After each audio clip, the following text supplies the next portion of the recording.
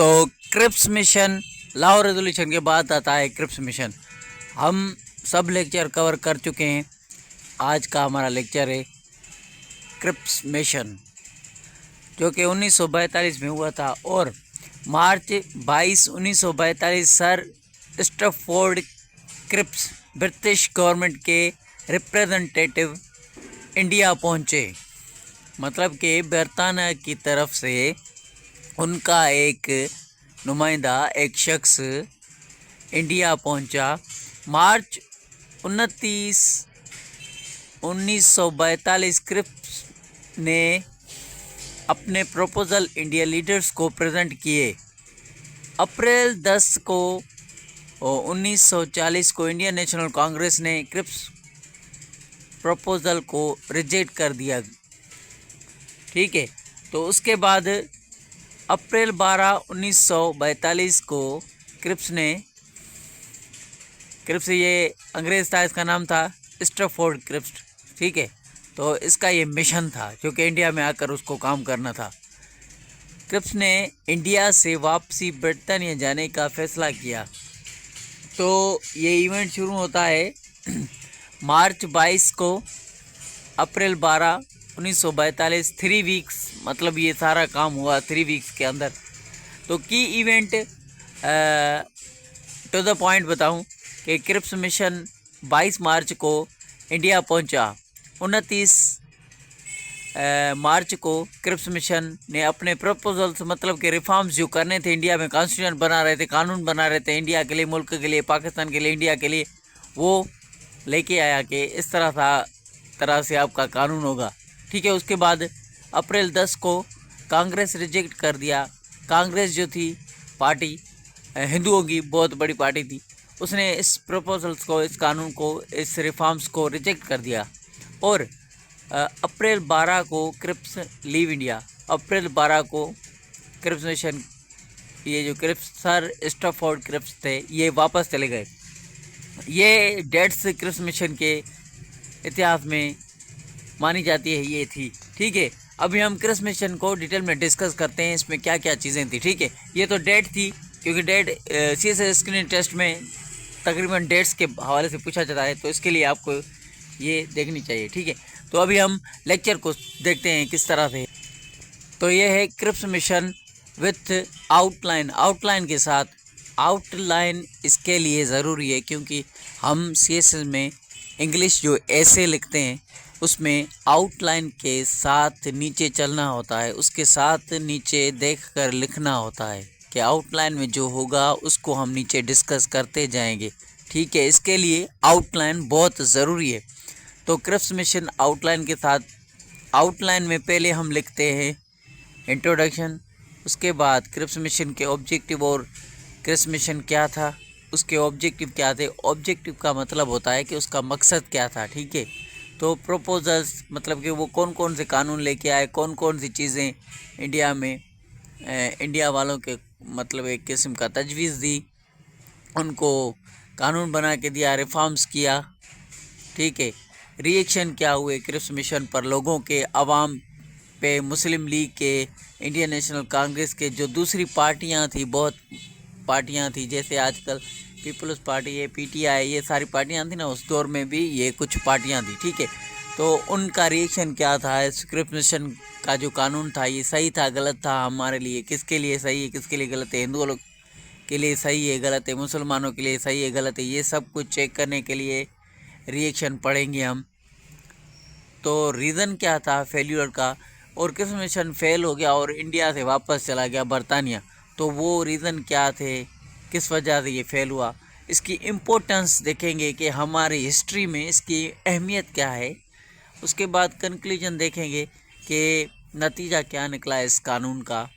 उसके बाद की पॉइंट है कुछ चीज़ें, कौन कौन से लोग थे इसमें, कौन सी पार्टियां थी, और इसका क्या आउटकम निकला, इसका क्या रिज़ल्ट हमें मिला। तो इससे रिलेटेड कुछ इम्पोर्टेंट क्वेश्चंस होंगे जो कि हम डिस्कस करेंगे, जो कि सवाल होते हैं जो कि पूछे जाते हैं। ठीक है, तो अभी हम डिस्कस करते हैं इस टॉपिक को क्विकली, अच्छी तरीके से, इसमें क्या क्या था। ठीक है, तो सबसे पहले यहाँ पर क्रिप्स मिशन जिस टाइम पे आया उस टाइम पर वर्ल्ड वार सेकंड चल रही थी। वर्ल्ड वार सेकंड की हम यहाँ पर जंगे अजीम जो कि दूसरी हुई थी, पहली जंग अजीम हुई थी जब खिलाफत मूवमेंट हमने डिस्कस किया था उस दौर में 1990 में। अभी ये दूसरी सेकंड वर्ल्ड वार है, 1942 का दौर है।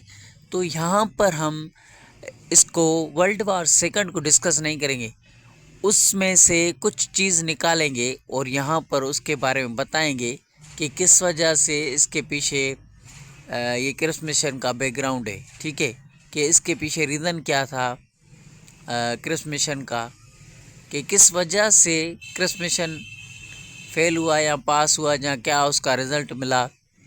वो वर्ल्ड वार सेकंड की वजह से ही मिला था, जो भी रिज़ल्ट थोड़ा बहुत मिला था, क्योंकि वर्ल्ड वार सेकंड चल रही थी। अभी हम बात करते हैं यहाँ पर वो चीज़ें डिस्कस करेंगे जो कि क्रिप्स मिशन से रिलेटेड हो। सेकंड वर्ल्ड वार के लिए अलग लेक्चर बनाऊंगा, वो आप देखना। ठीक है, अभी हम देखते हैं कि क्या था क्रिप्स मिशन में।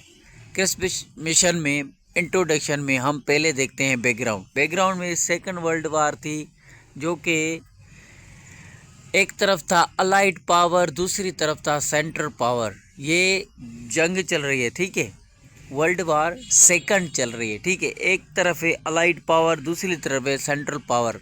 अब अलाइड पावर ब्रिटिश है और उसके साथ जो कंट्रीज़ हैं वो है, और सेंट्रल पावर वो है जो दूसरे मुल्क हैं वो बरतानिया से लड़ रहे थे, लड़ाई हो रही थी। ठीक है, तो ये दो जंगें दो बड़े बड़े मुल्कों के बीच में थी। एक 7-8 मुल्क थे जिसको हम सेंट्रल पावर कहते हैं, और 7-8 मुल्क थे जिसको हम अलाइड पावर कहते हैं। अब दोनों में झगड़ा चल रहा था, जंग चल रही थी। तो इस तरह से जापान के लोग बर्मा की तरफ से आकर हिंदुस्तान में घुसने वाले थे।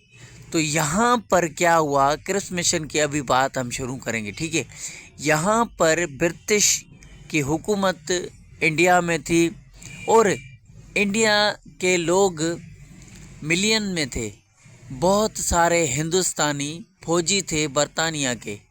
तो अगर इंडिया वाले बरतानिया का साथ नहीं देते तो यहाँ जापान वाले पहुँच जाते, तो जापान वाले ये जंग जीत जाते, अलाइड पावर ये जंग जीत जाती और सेंट्रल पावर बरतानिया वाली साइड हार जाती, तो उसको बहुत नुकसान होता। तो इसी वजह से क्या हुआ कि ब्रिटिश वालों ने इंडिया वालों को कहा, हिंदुओं को कहा, मुसलमानों को कहा, इंडियंस लोगों को कहा कि इस जंग में आप हमारा साथ दें तो आपकी हम वो डिमांड पूरी करेंगे जो कि आप हमसे मांगते आ रहे हैं। वो डिमांड्स क्या थी आगे डिस्कस करते हैं। ठीक है, तो वो डिमांड जो आप कह रहे हैं हमारे मुल्क को कॉन्स्टिट्यूशन बना के दो हमारे मुताबिक, वो डिमांड हम आपको प्रॉमिस करते हैं, आपकी वो डिमांड हम पूरी करेंगे। तो इसी वजह से यहाँ पर क्या हुआ कि ब्रिटिश का साथ दिया इंडिया वालों ने, ताकि हमें आज़ादी मिले, अपना मुल्क मिले, सेल्फ गवर्नमेंट मिले।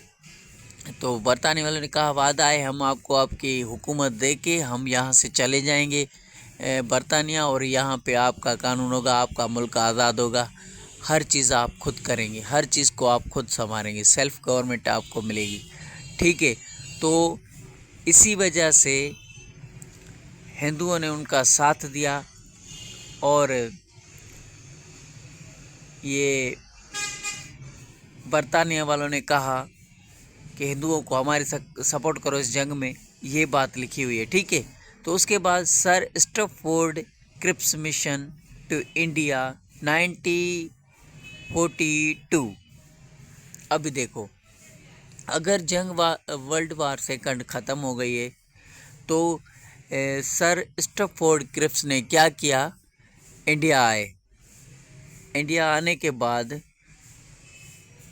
आए तो ये मिशन लेके आए कि अब इंडिया वालों को सेल्फ गवर्नमेंट दी जाए। तो इसके लिए इसने क्या किया, कुछ मकसद है, वो हम अभी डिस्कस करेंगे, ठीक है। तो इसी वजह से ये बातें हो रही थी, ये चीज़ें हो रही थी, तो जंग ख़त्म हो गई। तो इंडिया वालों ने कहा अभी हमें सेल्फ गवर्नमेंट दो, अभी यहाँ से आप जाओ, हमें अपना कानून, हमें अपना मुल्क बना के दो, ठीक है, आज़ादी दो। तो ये बात हो गई। अभी हम बैकग्राउंड यही था, ठीक है। तो आगे चलते हैं। दूसरे नंबर पर ऑब्जेक्टिव क्या थे इसके, ऑब्जेक्टिव ये थे, मतलब कि किस मिशन का मकसद था कि to secure Indian support for the British war efforts. मतलब इंडियन को अगर हिफाजत में रहना है तो वो बरतानिया का साथ दें इस जंग में, जंग का जो चल रही है, कोशिशें जो उसमें चल रही है, ठीक है। तो ये था बरतानिया का मकसद, क्रिप्स मिशन का मकसद ये था कि इंडिया वालों को बोल रहे थे आप हमारा साथ दें जंग में, ठीक है, पहली बात। To offer concession to Indians in exchange for cooperation. तो उन्होंने कहा, हमें आप इंडिया वालों को कहा हम आपको हिफाजत करेंगे, हम आपको रियायत करेंगे, हम आपको आपके साथ फुल तावन करेंगे। ये मतलब कि डिस्कस हो रही है किसी तरह से। क्रिप्स मिशन इसके लिए आया क्योंकि किसी भी तरीके से हिंदुओं को राज़ी करके हिंदुओं को जंग में फौजी, क्योंकि इंडिया के फौजी बहुत थे, लाखों में थे, वो साथ देंगे तो बरतानिया को कोई नुकसान नहीं होगा, ठीक है। क्योंकि इंडिया में बरतानिया की हुकूमत चल रही थी। अगर वर्ल्ड वार सेकंड में जापानी यहाँ पर पहुँच जाते तो फिर तो इंडिया वालों को भी नुकसान हो जाता और फिर बरतानिया भी हार जाती। तो इसके लिए मकसद इसका यही था, किसी भी तरीके से कोऑपरेट करें हिंदुओं के साथ बरतानिया वाले, ठीक है। क्योंकि क्रिप्स मिशन में क्रिप्स जो है ना, ये आदमी है, ये बरतानिया से आया, हिंदुओं को राज़ी कर रहा था। इसका मकसद यही था, हिंदुओं को राज़ी करूं।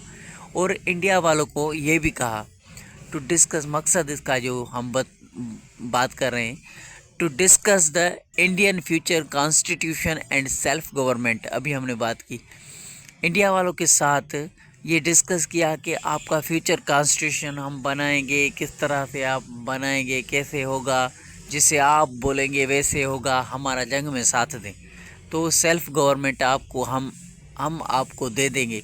सर स्टफोर्ड क्रिप्स ने ये इंडिया वालों से बातें की। मकसद ये था क्रिप्स मिशन का, जो आया अंग्रेज़ यहाँ पर, तो इसने क्या दिया हमें, क्रिप्स मिशन ने यहाँ पर आके कौन सी तजावीज़ दी, कौन से प्रपोजल्स दिए, कौन से रिफॉर्म्स किए, कौन से कानून हमें बना के दिए, जंग में साथ दो और ये कानून आप बनाओ, ले लो, खुद हाथ में लो।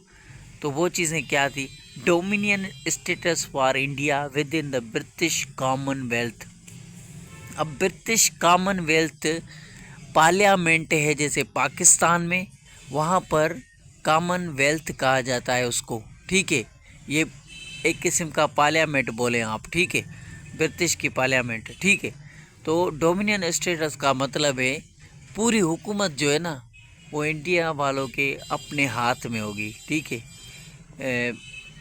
लेकिन जो कॉमनवेल्थ मतलब कि जो बरतानिया की जो पार्लियामेंट है ना, वो उसके नीचे होगी। ये एक बात कही उन्होंने, ठीक है।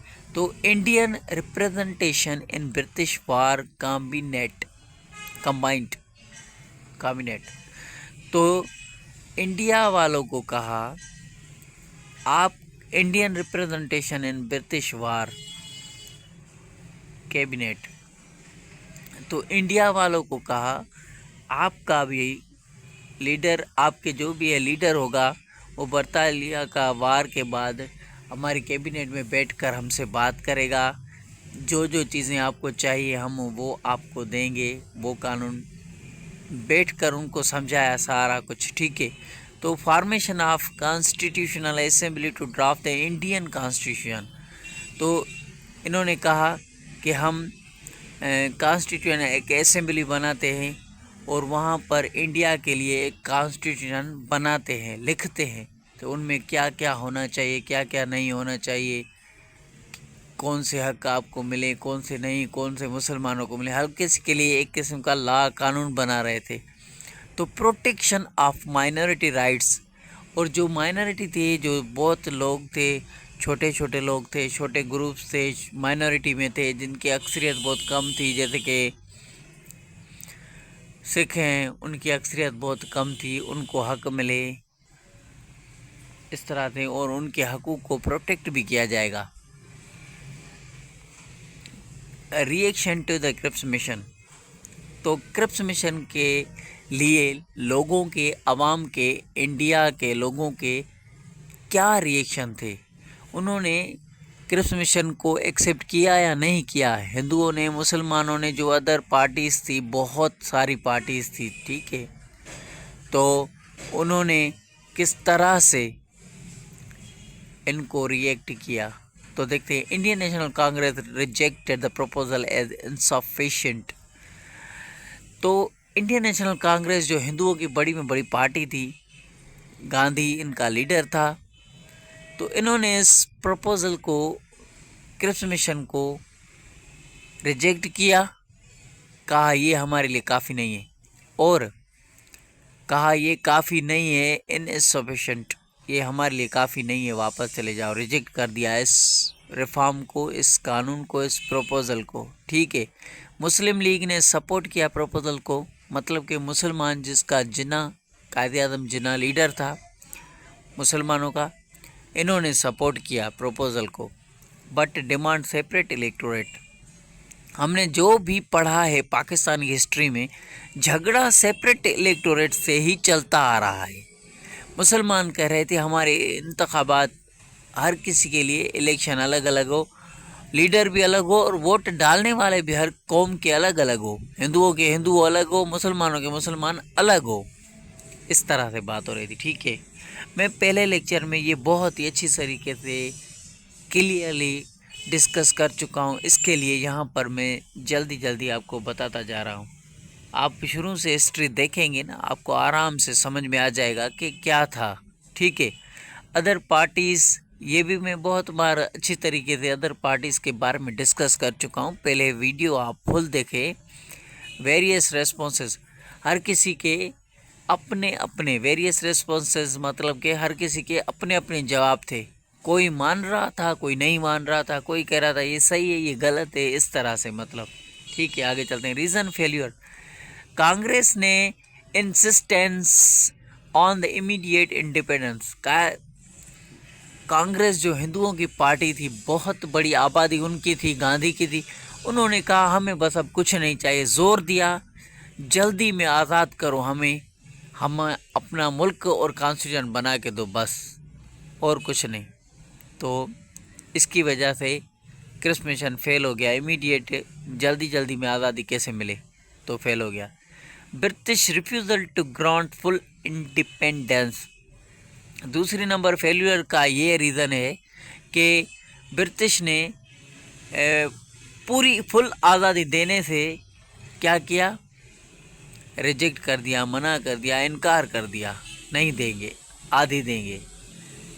तो Muslim league demand for separate electorate, तो रीज़न फेल्यूर का ये भी हुआ कि मुसलमान अलग से इंतखाबात, इलेक्शन की डिमांड कर रहे थे, हर किसी की अपनी अपनी बात। अब ये कानून कैसे बनेगा, कैसे चलेगा, साथ मिलके एक दूसरे की बात मानेंगे तो फिर बनेगा ना, मुल्क चलेगा।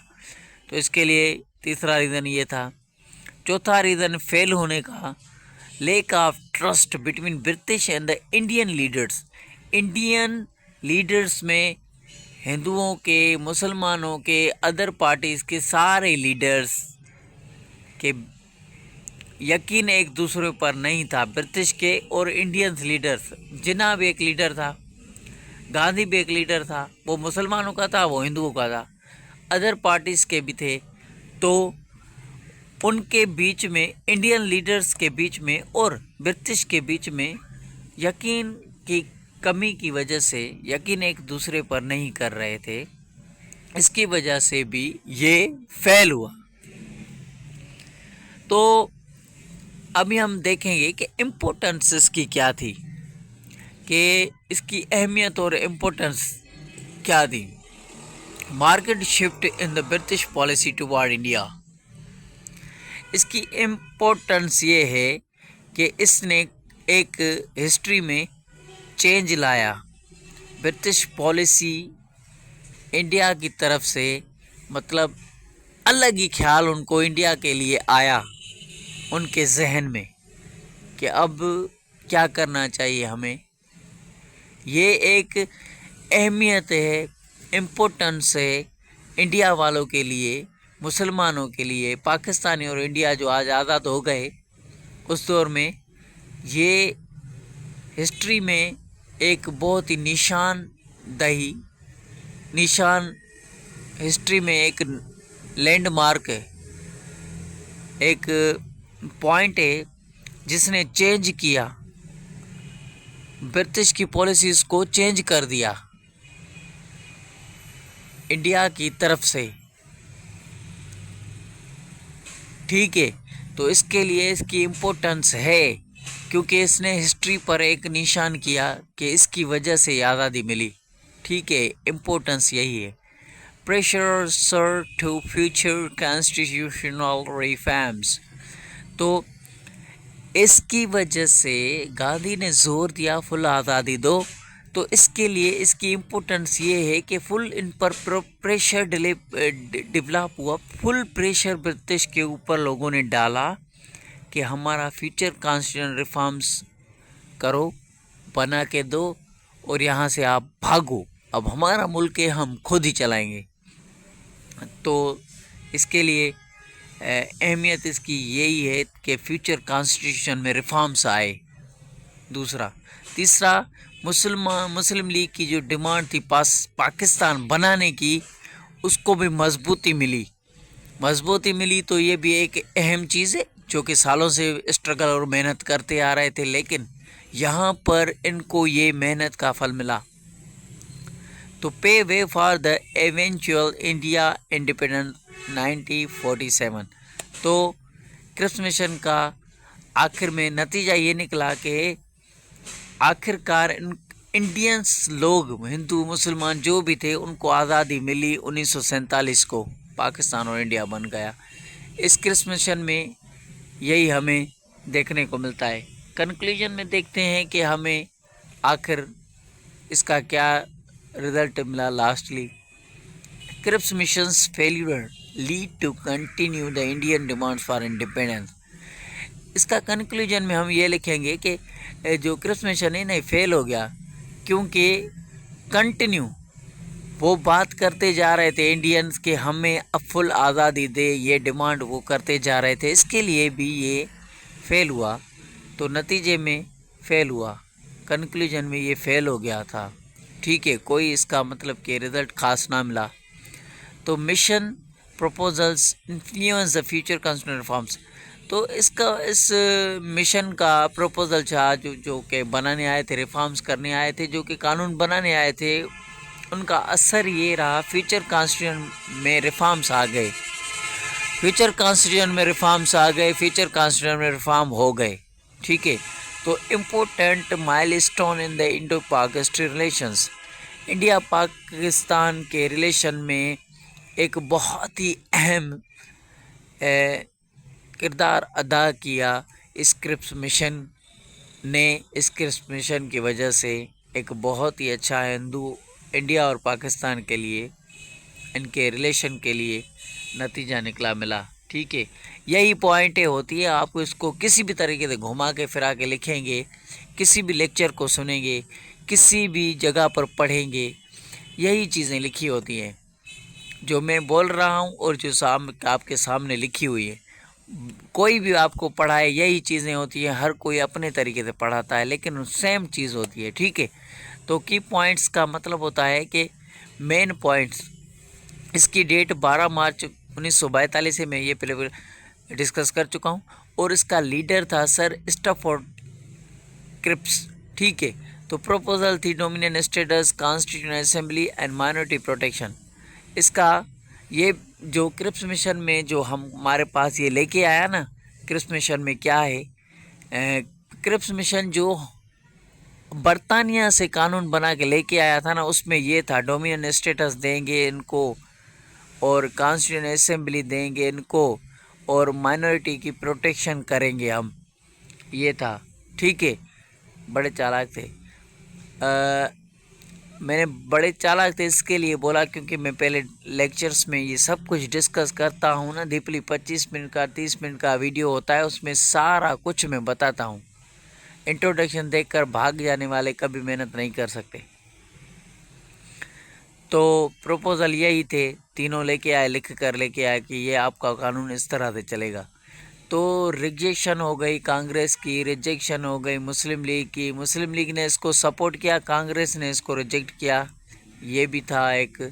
और इसका आउटकम ये निकला, लास्ट में इसका नतीजा ये निकला कि ये फेल हो गया, और इम्पोर्टेंट इम्पैक्ट फ्यूचर रिफॉर्म्स के लिए एक इम्पोर्टेंट इम्पैक्ट असर छोड़ के चला गया।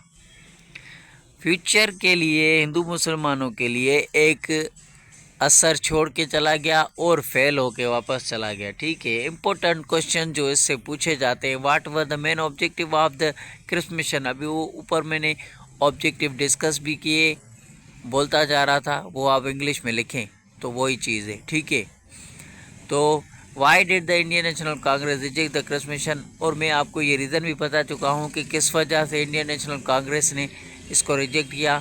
How did the Muslim League respond to the Cripps mission, इसने किस तरह से, मुसलमानों ने किस तरह से, मुस्लिम लीग ने किस तरह से क्रिप्स मिशन को जवाब दिया, और what were the sufficient consequence of the Cripps mission failure, तो क्या इसकी अहमियत थी क्रिप्स मिशन की जो फेल हुए।